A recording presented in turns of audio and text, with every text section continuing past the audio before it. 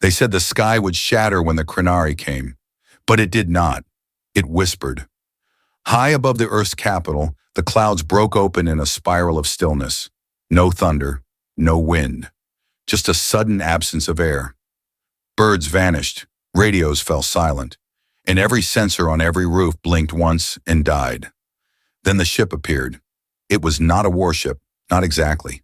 No guns were visible, no flags waved, but it made the ground hum, not shake, hum. A deep vibration in the bones, like a memory your body was trying to recall. The Crenari vessel hovered above the old UN assembly dome. It cast no shadow. It gave no warning. It simply was. And then, from its center, a single shaft of light dropped down. Velaris stepped into it, and the world exhaled. She did not wear armor. She wore silk, if silk could be shaped from shadow and will. Her robe moved like smoke and clung like purpose. Her hair, white as frost, was pulled back into a single braid wrapped in obsidian rings.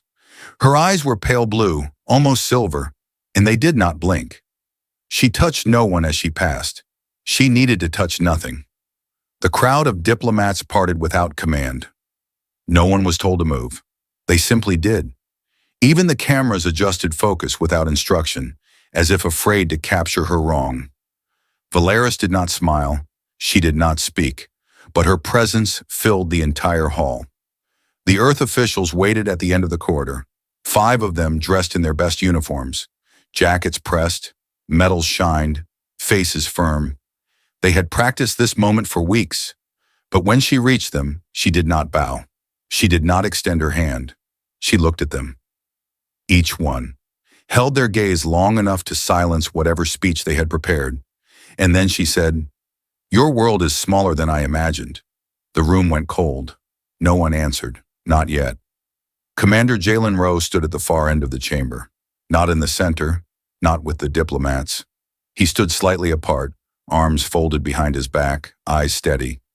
He wore no medals, just a plain dark coat and a small pin with the old Earth insignia. He had been told to stay quiet, observe, analyze, record. But when Velaris turned her head and noticed him, something shifted. She stopped, tilted her chin. "Who is that?" No one answered immediately. Finally, the lead diplomat cleared his throat. "Defense strategist, here to ensure your safety." Velaris's lips curled, barely. "If I needed safety, I would not have come here." She took a step toward Jalen. He did not move. She studied him. He did not blink. "You are the first one who has not looked away," she said. "I have nothing to hide," Jalen replied. "Good." She turned back to the others. "Then let us begin." What followed was not negotiation. It was domination in slow motion.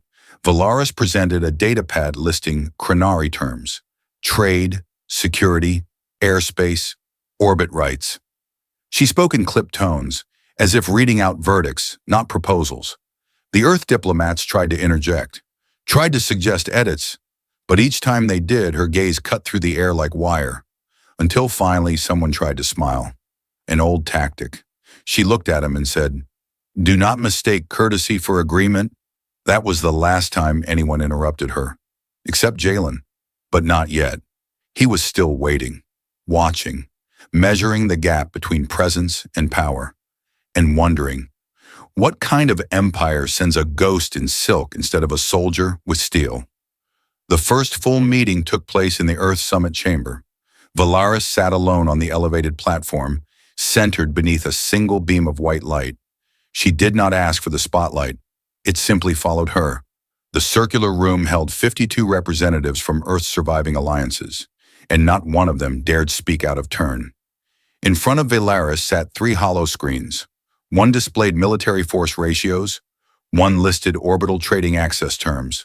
The last outlined the updated alliance charter, rewritten to include the clause, "Crenari oversight subject to planetary compliance." The language was soft, but the meaning was steel. Velaris tapped the screen once. "The terms stand," she said. "You have no time for debates, only a window to accept what is necessary for your continued relevance." A murmur stirred across the room. Not rebellion, uncertainty. She leaned back in her seat, posture fluid, effortless. I have studied your histories, she said. Every time you gathered, it was to argue, then to fracture, then to burn. Her voice never rose, but each syllable landed like the drop of water that splits stone over centuries. You call it diplomacy, we call it delay. One ambassador, younger than the others, tried to interject. Surely there is room for discussion. Velaris turned to him, slowly. He stopped speaking before the second word left his mouth. She smiled, just a fraction. And that, she said, is the best decision anyone in this room has made today. She rose. Let me show you something. She walked toward the center of the room and touched her wristband. A projection blinked into place above her, an orbital map of Earth. At first it looked normal, then markers lit up, each one a Crinari satellite, a ship, a listening probe. Each one positioned perfectly over critical systems, power grids, water sources, terraforming centers. In less than 4 minutes, she rewrote the balance of the conversation. These are not threats, she said. They are reminders. We are already here. A long silence followed. Jalen stood in the back, still unmoved, still silent. Velaris noticed. She turned her body slightly toward him. Would you speak, Strategist Rowe? He looked up slowly. His voice was quiet. Even. You've built a beautiful illusion. A few eyebrows lifted. Velaris's smile faded. Explain. You bring projections, positioning, terms written in velvet. But I see the play. You're not asking for our trust. You're asking for our submission. She tilted her head. And if I am, then I ask, why hide it? Why pretend this is alliance when it's occupation and better lighting? You want control. Say it. The room tensed. Velaris stepped closer. And you, Commander, want to resist number. He stepped forward. I want truth. Because unlike your empire, we don't fight best in organized fleets. We fight best when we are cornered, when we have no other option, and when we know the rules are already broken. Velaris's eyes narrowed. You sound like a threat. He met her gaze. Number I sound like someone who has survived everything except being lied to. And that is the one thing I will never accept quietly. A beat of silence. The room shifted, not in noise, but in attention. Jalen had changed the shape of the space, without raising his voice, without standing at the center. Velaris turned away, looked back at the projections, then deactivated them. She said nothing, but the light dimmed, and so did her certainty. For the first time, the training ground was built into the cliffs east of the capital. Not elegant, not clean, just sharp stone, recycled steel, and impact-scorched terrain. Drones buzzed overhead. Smoke clung to the edges of craters like old memory. The scent of gun oil and scorched earth settled in Velaris's nose as she stepped from the transport. She did not wrinkle her face, but she wanted to. Jalen walked beside her, hands folded behind his back, not guiding, only present. This is where you train your defenders, she said. It is. She scanned the scene. Human soldiers darted across uneven terrain in staggered formations. Their armor was mismatched, their movements uncoordinated, their voices loud and unsynchronized. She narrowed her eyes. It looks like a mess. Jalen said nothing. One group reached the top of a ridge. The leader called out too early, gave away position, simulated mortar fire, dropped 3 of them instantly. Another group, behind the ridge, adjusted. They flanked, used terrain cover, improvised. Took the hill. 10 seconds flat. Velaris watched it unfold. She gestured. That was not strategy. That was instinct. Jalen nodded. Exactly. She frowned. You reward unpredictability. We cultivate it, and that does not worry you. He turned. Does it worry you? She didn't answer. Later in the control room above the training range, Jalen activated the simulation archive. Velaris stood before the hologram. A map flared to life. Her home world. She blinked. That is Telkar Prime. Yes, we reconstructed it for adaptive war games, with data from your public archives. He tapped a button. Simulation playback began. Crinari units formed perfect lines, perfect formations. They advanced like dancers across the field. Jalen's forces scrambled at first, unclear, disjointed. Then came the shift, unexpected weather algorithm, terrain collapse, a dust storm. The Crenari froze, waiting for orders. The humans split, scattered, adapted. By the time the storm cleared, the Crenari lines were fractured. The simulation ended in full rout. Velaris stared. "Run it again," she said. Jalen nodded. He ran it 5 more times. Different terrain, different environmental stress, same result. She turned. "You manipulated the simulation." "Number, I let it breathe." She looked at him. "What is the word you use when nothing follows protocol chaos?" He nodded. "You see disorder? I see oxygen." Later that night, she sat alone in her quarters. No guards, no screens, just darkness and the sound of the wind. And she whispered to herself, "They survive by refusing to collapse even when they should. And I don't know what that means for us." The room was dark, by choice. No lights, no ambient glow, no data screens buzzing with reports. Just the slow pulse of the atmosphere system and the soft hiss of her own breath. Velaris stood in the center of the room, perfectly still. Her robe was folded on a nearby chair, her boots abandoned by the door. She wore only silence. For a long time she said nothing. Then without warning, she moved. The motion was small, sharp. She reached for the edge of the projection console and slammed it with her palm. Once, twice. The third strike cracked the surface. The screen blinked to life, distorted. Her face appeared in reflection, fractured by static lines. She stared at it, not with anger, not with grief, with something far more dangerous. Uncertainty. She had seen Earth's systems, its mess, its flaws, its endless capacity to adapt, and it disturbed her. Not because it was worse than she expected, but because it was better in the exact ways her empire could no longer understand. Her people moved in unity. Earth moved in resistance. Her people obeyed. Earth survived. She clenched her fists.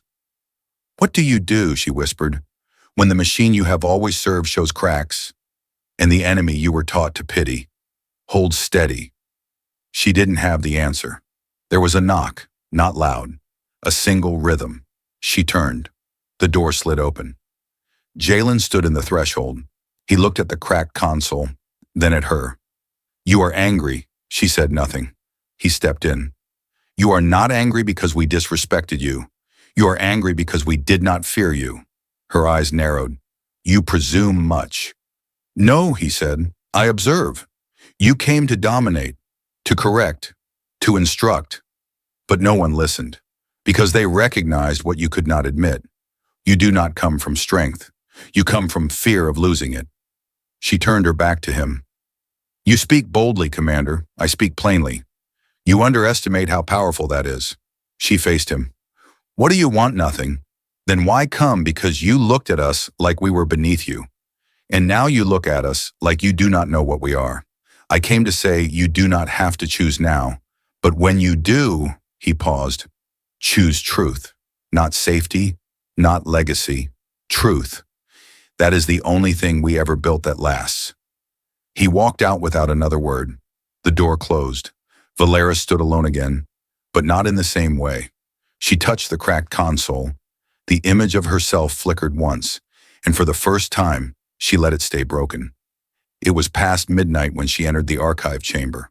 No guards, no permissions. Just an old hallway carved beneath the Earth Defense Council's northern base, cold and dim and heavy with the scent of power long kept silent. Velaris moved like a shadow, her steps soundless on the composite floor. She bypassed the locks with calm precision. No hacking tools, just pattern recognition and timing. One breath, one code, one door open. She stepped into the central terminal. Holograms blinked to life. Lines of code, battle maps, psychological profiles, simulated decision trees of every major Earth military leader going back 3 generations. She scanned the files with practiced calm, but her heart was not calm. It beat loud, louder than it should. She wasn't here on orders. She wasn't here to report back. She was here to understand. What made them so unbreakable, so flexible, so maddeningly alive? She had grown up in a world where control was culture, where leadership was legacy, not earned but inherited, where obedience was so ingrained it was barely questioned. And yet these people, they had no hierarchy that held in crisis, only response. And it worked. She stared at one file, a simulation titled Fall Eve, projected planetary collapse. The Earth forces should have fractured. Instead, they adapted, turned on old protocols, mobilized civilians, redefined roles on the fly. Won, not through might, through chaos made efficient. She leaned forward. What are you? She didn't hear the door open behind her, didn't sense the figure step in, until a voice spoke. You had clearance to ask. She turned slowly. Jalen stood just inside the room. He didn't raise his voice, didn't move closer. He just stood, watching. She straightened. You could have stopped me. I wanted to see what you would do. And now that you've seen, he stepped forward, slowly. Now I know. Know what? That you are more afraid of losing certainty than losing control. She said nothing. He looked at the files hovering in the air. You came here not to steal, but to learn. She nodded. Your people fight like animals, she said. Wild, unfocused. And they win. Because they are not bound by image, he said. Because survival matters more than pride. She lowered her gaze. You confuse me. Good. She looked up. And you are the first person who has not punished me for being curious. He smiled. Curiosity is how we crawled out of the dirt. Not order, not command. You want answers. Ask. I will not shame you for what you do not know. She hesitated, then asked quietly, why did you not report me? Because you came here in search of something I respect. Truth. He stepped closer. And because I want you to rise, not by stepping on others, but by standing up on your own. She stared at him. There was no challenge in her eyes now, only something deeper, something unspoken. Thank you, she said. For what? For not turning me into an example.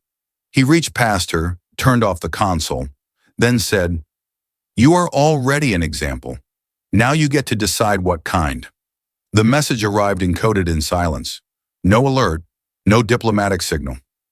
Just a blink on Velaris' wrist console as she stood on the outer balcony of Earth's eastern command tower, watching the first light of day touch the edge of the forest. She opened it. Her eyes scanned quickly, then stopped. She did not move, but the stillness changed. Behind her, Jalen stepped into view. You read it. She nodded once. Your people. She paused. My council, they voted. Unanimous. He waited. She turned to face him. I have been recalled, relieved of command. Jalen said nothing. They say I have lost objectivity, that I have degraded my role. Her voice did not tremble, but it lacked its usual weight.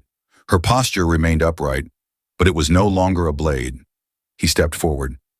You could challenge it. Yes. You could demand a hearing. Yes. She looked at him. But I will not. Why? Because they are not wrong. He studied her face, not for weakness, but for something rarer. Humility. She turned her gaze to the horizon again. Do you know what it means to be born into command, Jalen? He shook his head. It means never learning how to earn it, only how to hold it, until someone stronger takes it away. And what do you believe now? She closed her eyes. Now I believe leadership is not about holding power, but knowing when to release it. She stepped back into the council chamber without being summoned. The Earth delegates were gathered. So was the new Crenari envoy, young, rigid, perfectly dressed. He looked at her with barely masked disdain. Velaris did not speak from the platform. She stood below it.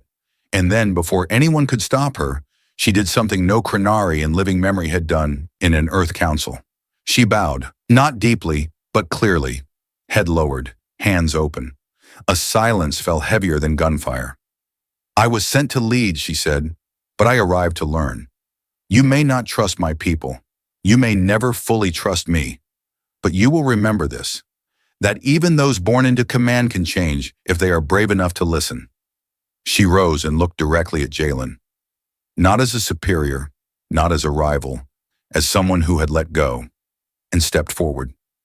Later, on the steps of the compound, as the Crenari shuttle prepared to depart, she turned to Jalen one last time.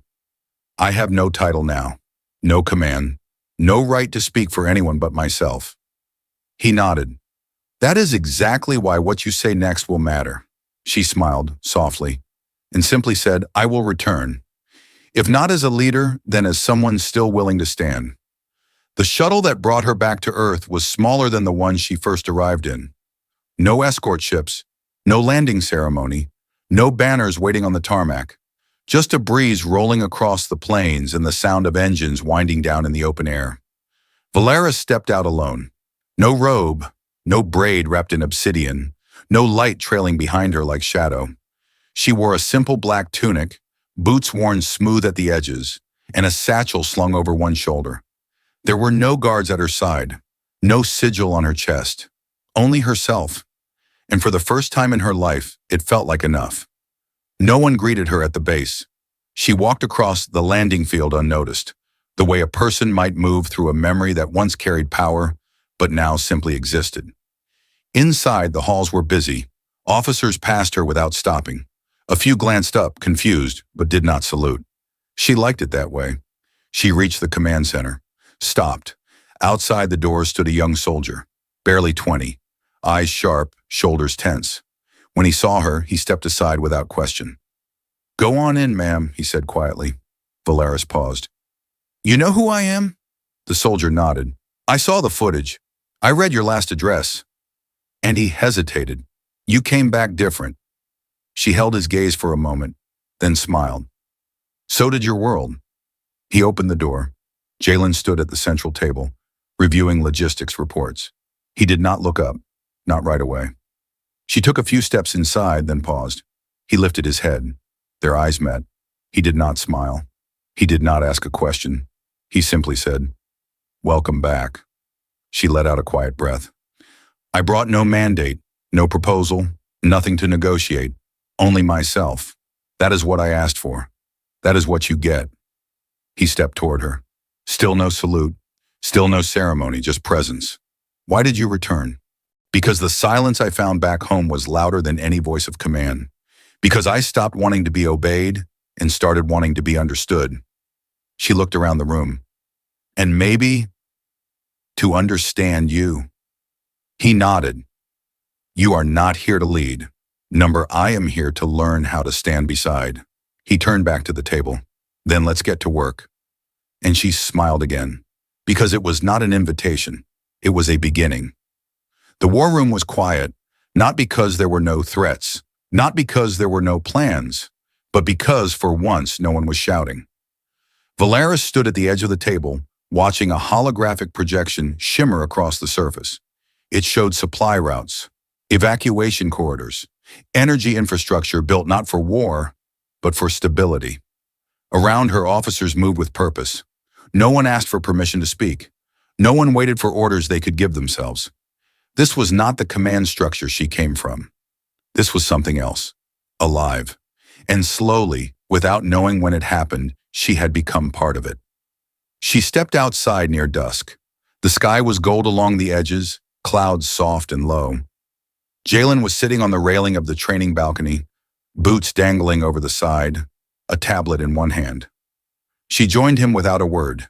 He handed her the tablet, a new initiative. Civilian command interface, built from the feedback loop of 3 cultures. She read through it, scanning with practiced speed, then stopped. You used a phrase here? Lead beside. He nodded. It was yours. No, she said. It was ours. He looked at her. Still think leadership comes from above. She shook her head. I think the strongest people never need to stand in front. They only need to be close enough for someone else to reach them. She set the tablet down. The wind brushed her hair. Do you regret not exposing me when you had the chance? Jalen shook his head. What good is it to destroy a wall when you can turn it into a bridge? Velaris let the words settle between them, and then finally she asked, What are we now? His answer was simple, standing, side by side, and for the first time in her life, that was enough. Later that night, she passed a group of young officers in the mess hall. They stopped talking when she entered, not in fear, in attention. One of them stood. "Are you really Velaris of the Crenari?" She nodded. "Used to be. And now? Now I am just someone who learned how to listen before it was too late." The officer smiled, then said, "We need more of that." Velaris walked on, not above, not apart, just through.